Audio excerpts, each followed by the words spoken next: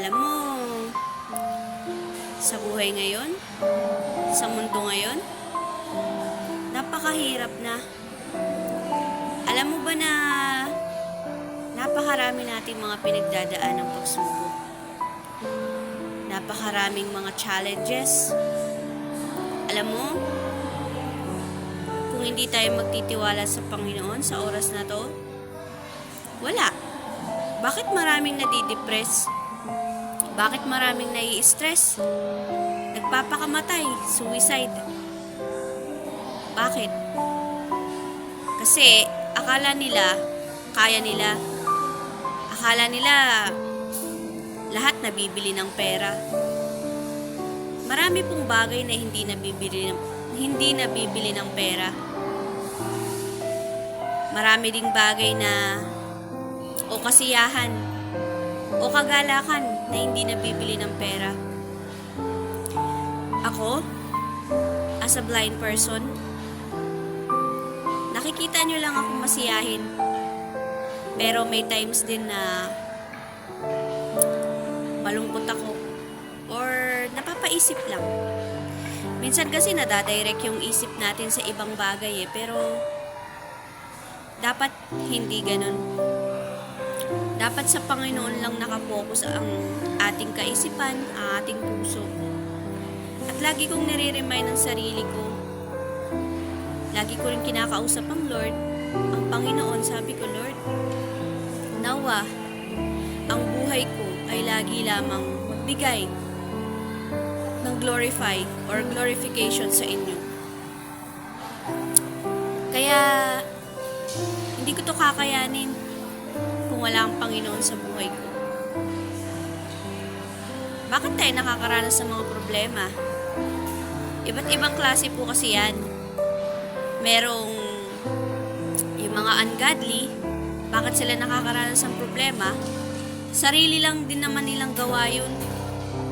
Di ba nga, mga nagbibisyo sila, nakikipag-away, nakukulong. Sino may kasalanan? Sila, di ba?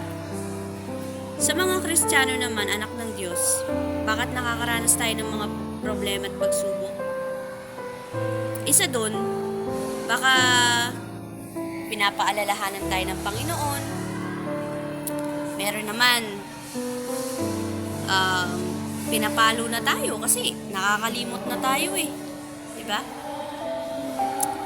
Basta may dahilan ng lahat. At sa buhay ko,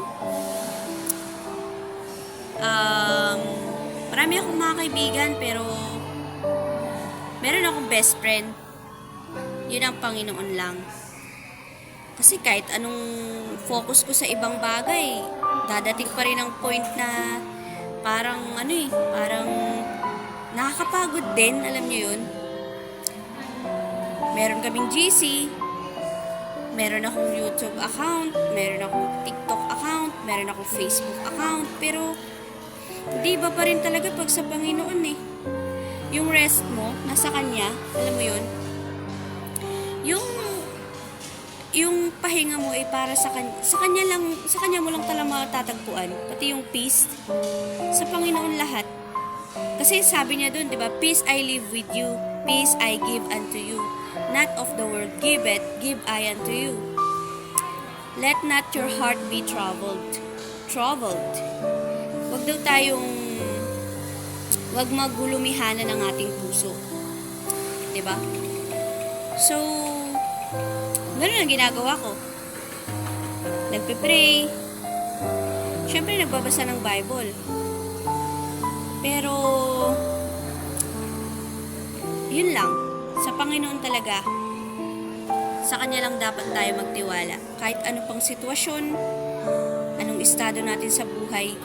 Di porket mayaman ka, kaya mo na lahat. Di porket marami kang kaibigan, pamilya, kaya mo na lahat. No. Only God. Only God. Thank you. To God be all the glory.